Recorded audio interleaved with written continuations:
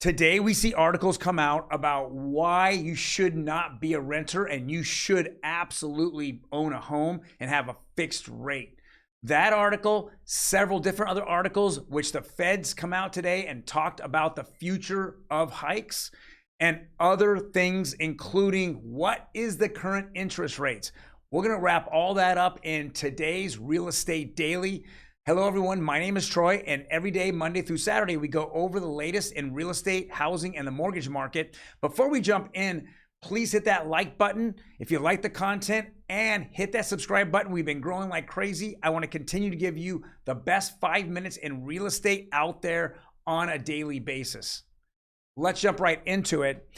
This is interesting. It's Yahoo News. It says 60% of renters saw a rent increase in the past 12 months, Freddie Mac survey shows.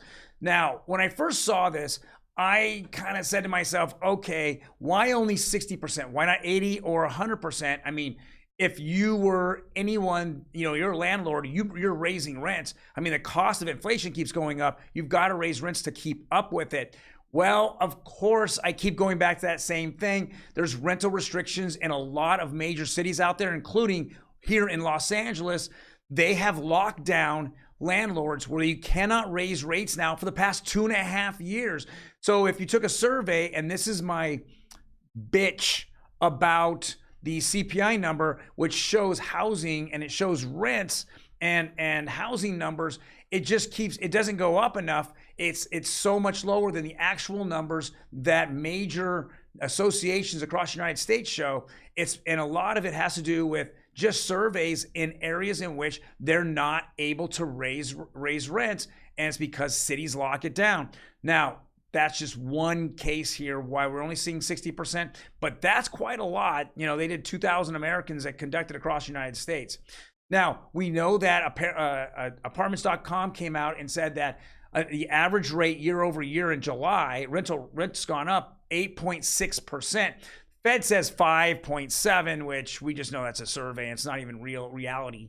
And then we've seen other associations upwards of over 10% year over year. That's what we're just going to continue to see going forward if you're not in a rent restricted area. So please, guys, if you want to get ahead and you want to beat inflation, the first way to beat inflation is to get into a mortgage that's 30-year fixed. It beats inflation every day of the week. Next article, and this is an article that I've said over and over. I know that I think there's a lot of politics going on that's giving everyone a feel right now that everything is dovish and nice, but in reality, it's really not. It's just that's what's coming out of Fed Chairman Powell's mouth. But let's see what other people have talked about. It says that this is CNBC. Fed expects to stick with the hawkish rate hikes until data further shows slowing of inflation. Inflation is really not slowing. If you really break down the CPI, what are the two things that actually dropped? It's gas and it was airlines, right? That's the only two things that dropped. Energy and food both went up in that survey. Housing just ticked up very little, but we know that number is really skewed down so much. So we really just see that high inflation. People aren't celebrating this unless you're an investor and you can see the opportunity to make money. And that's why I think this is kind of a false hope narrative that people are jumping in the stock market and crypto markets. Be aware. Next article. This is very interesting. Home insurance prices up across the board, rising faster than inflation.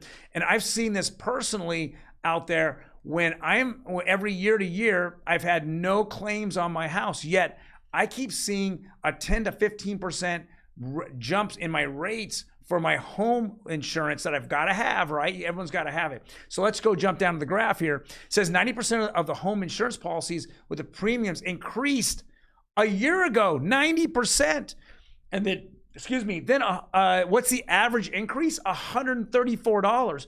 That's ridiculous. I mean, we're going to put a post out on Instagram on this, but you understand that it's just not, what's in your face. It's not going the gas pump that's going up. It's just not, the food that you're purchasing. It's everything around you. Do not get comfortable in this inflationary.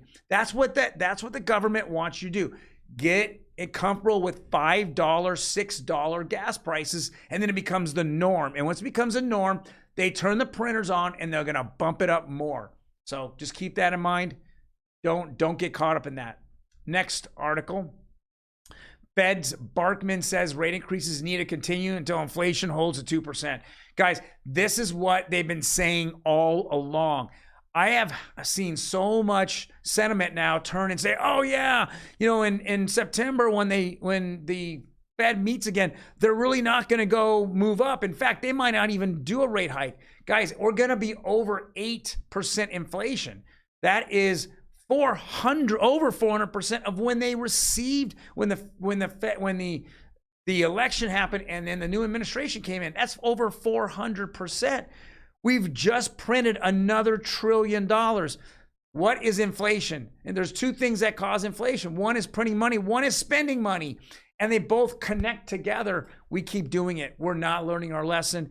There's no way that we're going to see inflation just jump right down to 2%.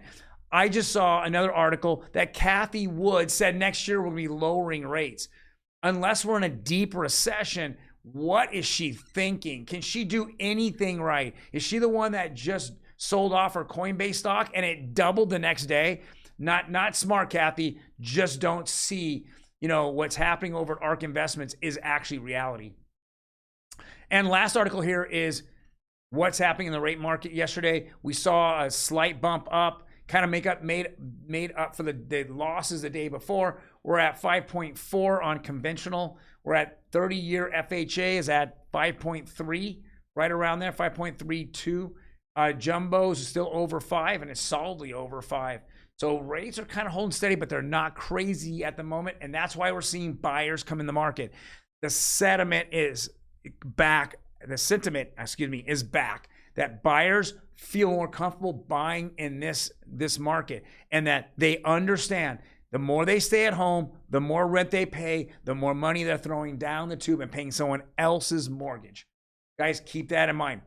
Also, check us out on Instagram as well as Instagram. Sorry, sort of big thump.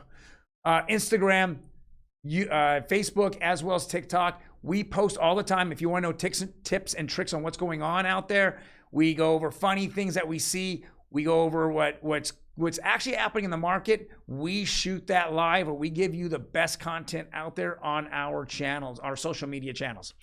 Thank you guys very much. I will be posting tomorrow on Saturday an opinion piece. Check that out. Otherwise, you guys take care, and I'll talk to you later.